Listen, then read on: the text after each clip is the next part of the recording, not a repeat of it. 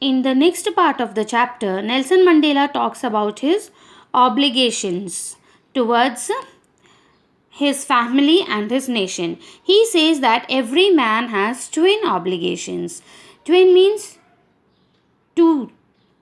So, which have equal importance in one's life. Obligations towards his family, to his parents, to his wife, children, and all means all family members, and he has an obligation to his people, his community, his country. So, our responsibilities, our duties towards our family as well as towards a nation. So, in a civil and humane society, each man is able to fulfill those obligations according to his own inclinations and abilities. So, he says that every person is able to fulfill his or her duties on the basis of their interests and abilities.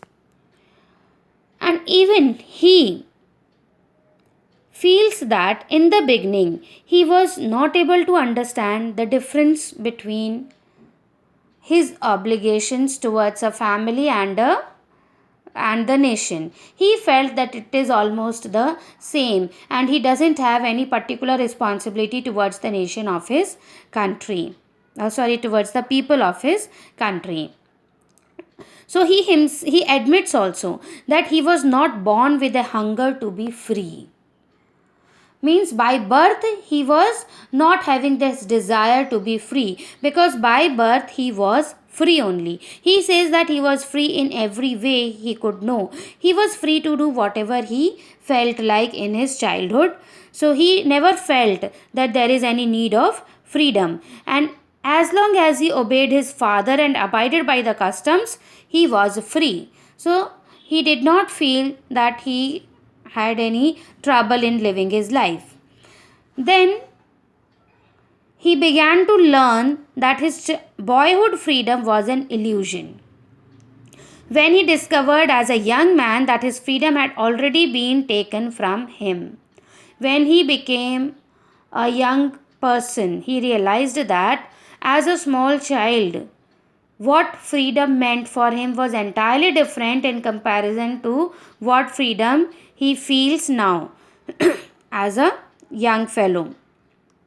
And then he began to hunger for it. Then he realized that no, he wanted freedom. He wanted freedom for himself, the transitory freedoms of being able to stay out at night, read what I pleased, and go where I chose.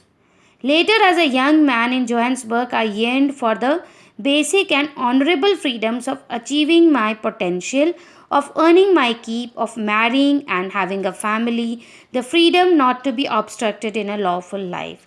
So, at different stages, the meaning of freedom was different for him. When he was a small child, freedom for him meant to run in the fields near his mother's hut, free to swim in the clear stream ran through the village, free to roast mealies under the stars, and to roam about here and there. And when he was a young fellow, he wanted to stay out at night, which he was not allowed, and he wanted freedom for that. Okay, then later on, he felt that according to his own potential, he want to achieve success in his life. He doesn't want to be guided by others. Okay, but then slowly, that not only was I not free but my brothers, slowly he realized that he not only he is hungry for freedom, but there are many other people who are hungry for freedom in his nation. The people of his nation were not free at all, and then he realized that how much discrimination was done with them. Then the desire for the freedom of his people transformed him into a bold person. He says that earlier he was a frightened young man. Frightened young man because he always was an obedient person. He was an obedient son, obedient person of the society who was following all the rules and regulations of his tribe, and he never took any bold decision in his life, but the desire for freedom of his own countrymen transformed him into a bold person, and then so many changes took place in his life. He was a law abiding attorney, but he became a criminal. Though he was not committing any crime, but in the eyes of the present government, he was a criminal. He was a family loving husband, but he had to leave his home in order to fight for the freedom of his nation. And because of that, he had to live life like a monk. He had to sacrifice all his pleasures. He was no more virtuous or self sacrificing than the next man, but he found that he could not even enjoy the poor and limited freedoms he was allowed when he knew his people were not free. So he never felt happy, even though he had no problem in his life. But by seeing the sufferings of his countrymen, he could not enjoy the freedom which he had. And he always desired to make his countrymen free. He knew that the oppressor must be liberated just as surely as the oppressed. So he feels that the oppressor is also not free. Not the person who is oppressed, that person is not at all free, but the person who is oppressing them is also not free, because that person is a prisoner of hatred. So, and he is locked behind the bars of prejudice and narrow mindedness. So, that person, that oppressor, is also made to be free from hatred and from narrow mindedness. He is narrow minded, that is why he is considering only certain people having certain specific colored skin as his own brothers and sisters. So he need to think broad mindedly and consider all the human beings of his nation as his brothers and sisters. So he says that the oppressed and the oppressor alike are robbed of their humanity. So, see, the person who is oppressing other people, here they are white people. Okay, so white people are prisoners of hatred because they are hating the people, those who have dark skin. So, Nelson Mandela says that both are robbed of humanity, they are not behaving like human beings.